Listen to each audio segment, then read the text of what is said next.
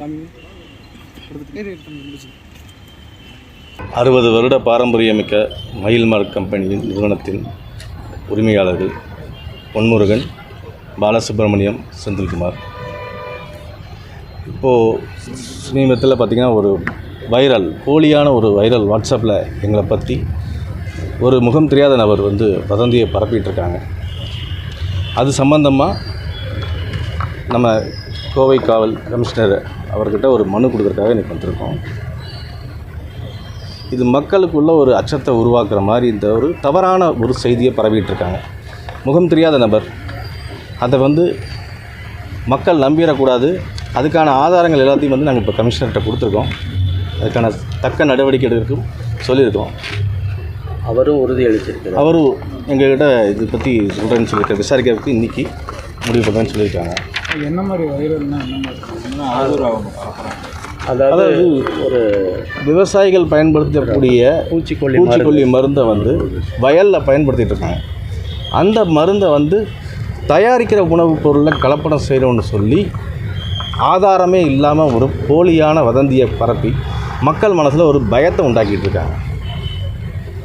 அதுக்கான ஆதாரங்களை நாங்கள் ஆல்ரெடி உணவு பாதுகாப்பு துறையில் எல்லாமே பரிசோதனை பண்ணி எல்லா பேட்சும் ஒவ்வொரு பேட்சும் நாங்கள் டெஸ்ட் பண்ணி பர்டிகுலராக நான் சாப்பிடுவேன்.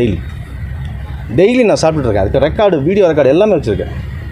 நீங்களாவது வீட்டில் எல்லா தாளித்து இதெல்லாம் செய்வாங்க. நாங்கள் அப்படி கிடையாது. ராவாக எடுத்து சாப்பிட்டு இதை டெஸ்ட் பண்ணிட்டுருக்கோம். ஆனால் ஆதாரமே இல்லாமல் எங்களோட நிறுவனத்தின் மேலே இவ்வளோ பெரிய ஒரு பொய்யான ஒரு தகவலை இன்றைக்கி இது வைரலாக பரவிட்டுருக்கு. ஒரு நெகட்டிவ் நியூஸ் ரொம்ப ஃபாஸ்ட்டாக பரவிட்டுருக்கு. மக்கள் நெகட்டிவ் நியூஸ்னால் உடனே இது பண்ணுறாங்க இல்லையா? மக்களை அச்சப்படுத்தக்கூடாது முதல்ல தான். ஏன்னா 60 வருட பாரம்பரியத்தை யாராலும் அப்படி அவ்வளோ சீக்கிரத்தில் ஒரு புதிய நிறுவனம் தொடங்குறாங்க. ஒரு நிறுவனம் வருது, உள்ளே வர்றாங்க. அவங்களோட அது தெரியல. அதைத்தான் காவல்துறையார்கிட்ட இன்றைக்கி சொல்லியிருக்கோம். ஒரு காம்படிஷன், வியாபாரத்தில் காம்படிஷன் இருக்கலாம் இல்லையா? அதுக்கு இப்படி ஒரு கீழ்த்தரமான முறையில் இது முறையில்லை இல்லை.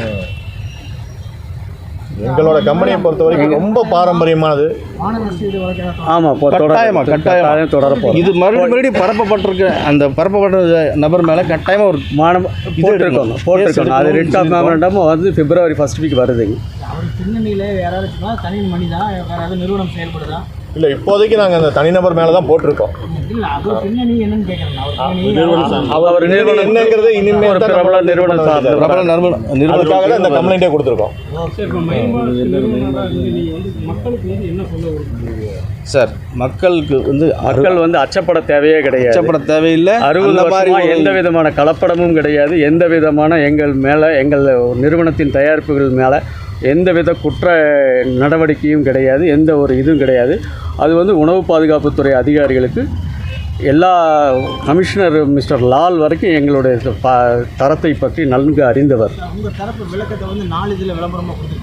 ஆமாம், கொடுத்துருக்கோம். ஆமாம், தினமலரில் கொடுத்துருக்கோம். எல்லா இது பாரம்பரிய உணவு இல்லையா? நாங்கள் கோவை கொங்கு மக்களோட பாரம்பரிய உணவு, முக்கியமான உணவும் கூட. என் பேர் பொன்முருகன்.